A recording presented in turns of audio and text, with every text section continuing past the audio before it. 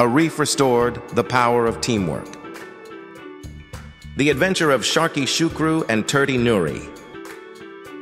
Deep in the sparkling ocean, Sharky Shukru swam happily with his friends. One day, Turtie Nuri noticed the coral reef was turning pale.